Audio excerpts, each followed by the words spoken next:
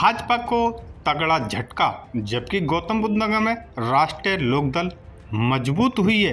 वीरेंद्र पुनिया के नेतृत्व में दर्जनों की संख्या में कार्यकर्ताओं ने राष्ट्रीय लोकदल का दामन थाम लिया है।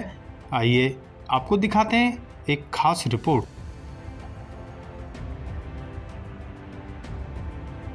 राष्ट्रीय लोकदल, राष्ट्रीय लोकदल, राष्ट्रीय लोकदल, चौधरी चरण सिंह, चौधरी चरण सिंह, चौधरी अजीत सिंह, चौधरी अजीत सिंह, चौधरी जैन सिंह, चौधरी जैन सिंह। किसान मजदूर इस तरफ देख रहा है कि आज जो भाजपा ने सपने दिखाए थे और उन सपनों को आज जब लोगों के सामने देख रहे हैं कि ये सब झूठ है, तो आज लोग इस देश के कार्यकर्ता, इस देश के जो समाज में बढ़ चढ़ कर हिस्सा लेते हैं, वो लोकल पार्टी की तरफ आ रहे हैं। आज ये खुशी का दिन है कि ग्रेटर नोएडा जैसे शहर में शहरीकरण में जहाँ कहते थे कि लोकदल कमजोर होती है, ग्रामीण क्षेत्र में लोकदल मजबूत होती है, ऐसे समय पर शहरीकरण में भी माननीय जयंत चौधरी जी की तरफ को देखकर और शहरीकरण के लोग भी लोकदल पार्टी को ज्वाइन कर रहे हैं। मैं सभी का आभार करता हूँ।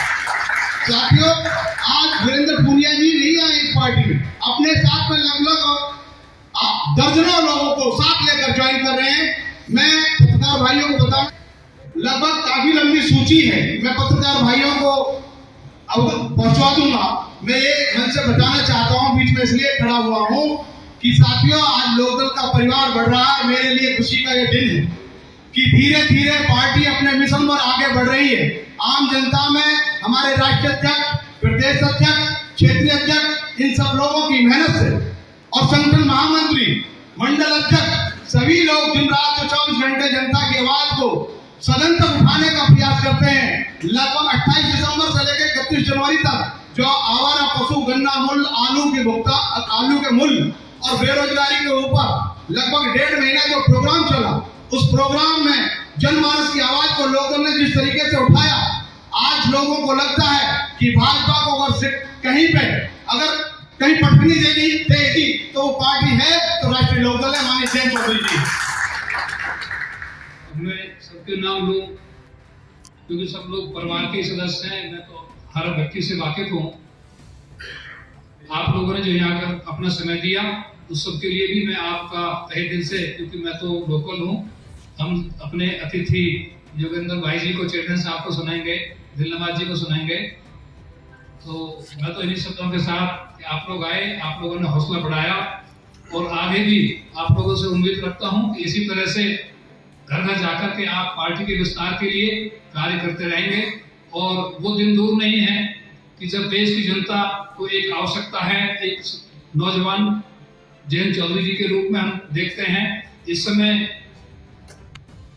पूरे देश में साइलेंट इमरजेंसी है, किसी शख्स की बोलने की हिम्मत नहीं है, जो बोलता है उसके पीछे सीबीआई, ईडी तुरंत कार्य करना शुरू कर देती है।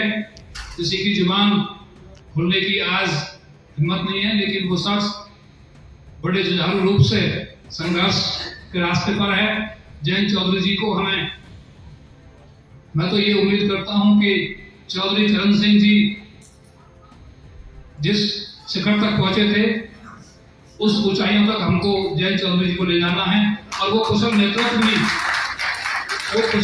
हम उनके बीच पाते हैं।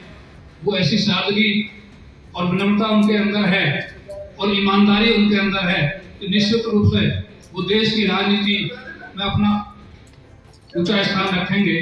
कि हमारा परिवार आगे बढ़ रहा है।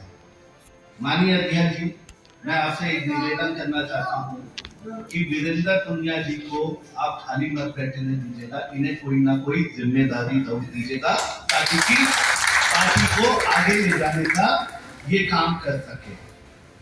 आज हिंदुस्तान में सिर्फ एकमात्र नेता है जो कि चौधरी जैन सिंह जी हैं, जो कि गरीबों की, मजलूमों की, मजदूरों की आवाज उठाते हैं।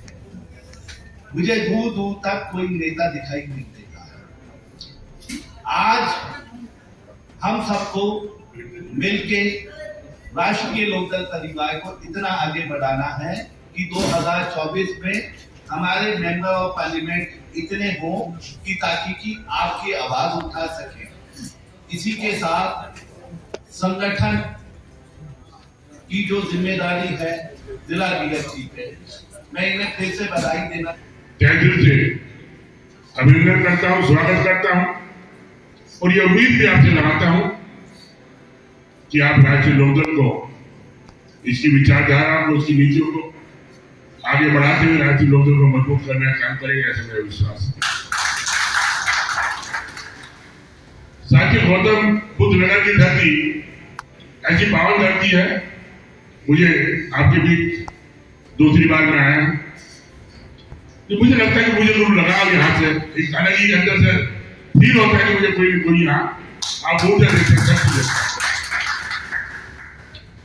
आज जो देश और प्रदेश में लोग बैठे हैं, 2014 से पहले जब आपके बीच आए थे, क्या क्या वादे आपके बीच लेके आए थे? किसानों की आमदनी दुगना हो जाएगा, हमारे नौजवानों को रोजगार 2-2 करोड़ देंगे, गरीबी अमीरी का अंतर खत्म हो जाएगा। मुझे क्या क्या लुभाने वादे हम लोगों से किए और हमारे मंत्र को विपक्ष में कराते आज हो सकता तो सुख भोग रहे। लेकिन वो 14 को अगर पहले हम जाए तो डीजल पेट्रोल के भाव अगर देखें, 70 रुपए पेट्रोल के भाव तो 100 के पार है। डीजल जहां 50 रुपए के आसपास घूमता था, जो 90 के आसपास है। रसोई गैस जिसको हमारे जो आज मंत्री, आज भी केंद्रीय मंत्री बने बैठे हैं, सिलेंडर को 30 रुपए लेके घूम रहे थे। यूपी सरकार में 4 तो 13-15 रुपए का सिलेंडर होता था, अभी 11 रुपए का। जो नंबर पर हुआ करता है 2014 से पहले, आज 200 के पार है। आटा 22 रुपए, 35 रुपए के पार।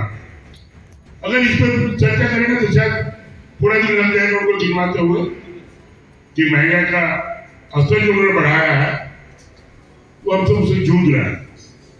आज गरीब गरीब होता जा रहा है, अमीर अमीर होते जा रहा है, ऐसा मुझे मेरे नजर में ऐसा है। गठनोड़ा में राष्ट्रीय लोकदल में भाजपा छोड़कर कुछ लोग शामिल हुए हैं, क्या है, कितने लोग शामिल हुए? ये वीरेंद्र पूनिया जी के नेतृत्व में काफी लोग यहाँ शामिल हुए हैं। ये भारतीय जनता पार्टी में चले आ रहे थे, लेकिन जो वायदे भारतीय जनता पार्टी ने 2014-2017 में किए थे, इनको भी उम्मीद थी कि शायद रामराज आ जाएगा, किसानों की और गरीबों की कुछ तरक्की हो जाएगी, लेकिन वो सब बिल्कुल इनके जो सपने थे वो अधूरे रह गए।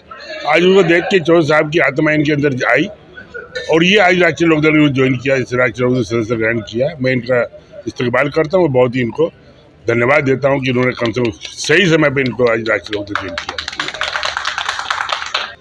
बाकी जी, आज कुछ लोग भाजपा छोड़कर राष्ट्रीय लोकदल में शामिल हुए हैं, क्या माना जाए लोकसभा चुनाव की तैयारियों को लेकर, क्या संकेत? लोकसभा चुनाव में 2024 में यहाँ पर गौतम बुद्ध नगर सीट पर गठबंधन विजयी होगा।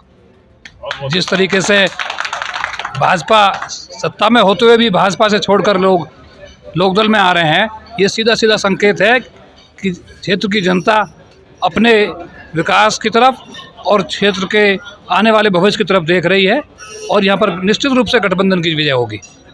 जनता त्रस्त हो चुकी है।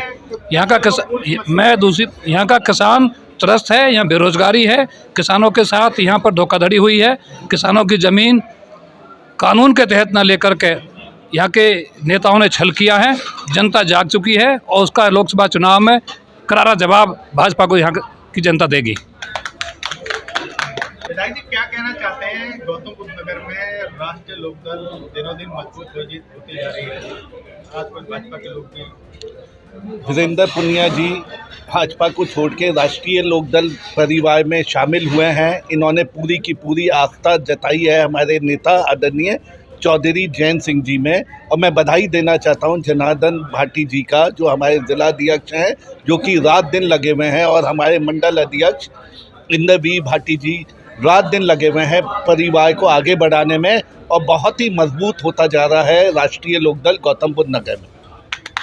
देखिए, गौतम बुद्ध नगर में राष्ट्रीय लोकदल का परिवार लगातार बढ़ता जा रहा है, मजबूत होता जा रहा है। आज भी कुछ लोग शामिल हुए हैं, कौन है और कितने लोग? मैं धन्यवाद करता हूं इस बात के लिए कि गौतम बुद्ध नगर में जो छले हुए लोग हैं भाजपा की नीतियों से, आज आम आदमी लोकदल की नीति से जुड़ रहा है।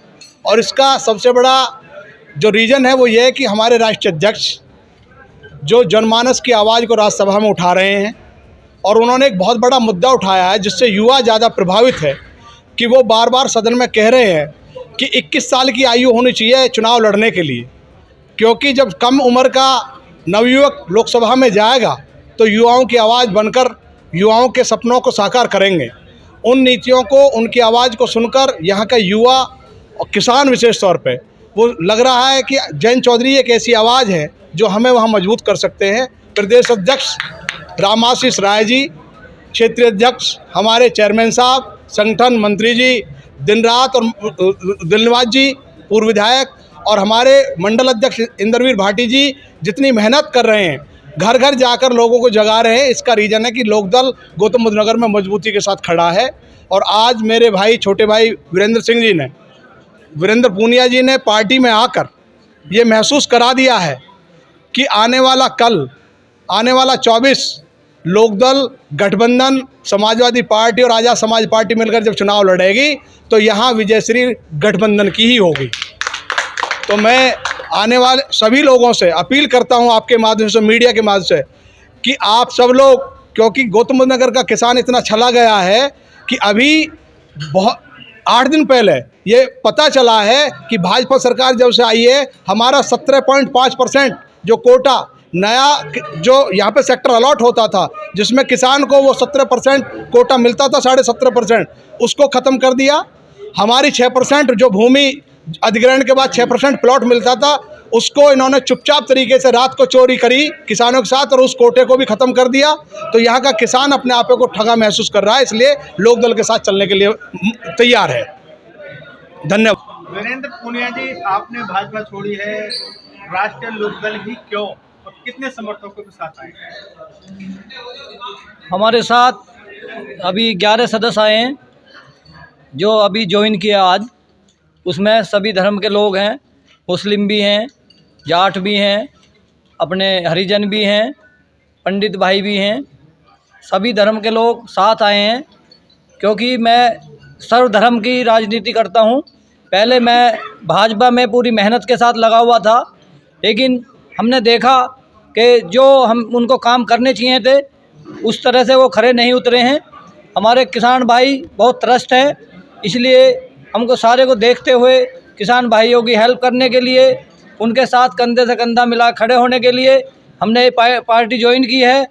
चौधरी चरण सिंह जी मसीहा रहे हैं किसानों के, हमने उनको भी याद किया, और उनकी याद करते हमें ये महसूस हुआ कि हम अपनी पार्टी से जुड़ें, सब लोगों को एक साथ लें और आगे संघर्ष करें और सरकार को उखाड़ के फेंक दें। कुल कितने कार्यकर्ता आपके साथ आए हैं? सैकड़ों कार्यकर्ता आए हैं जो पूरी मन, तन और धन सारे से जुड़े हुए हैं।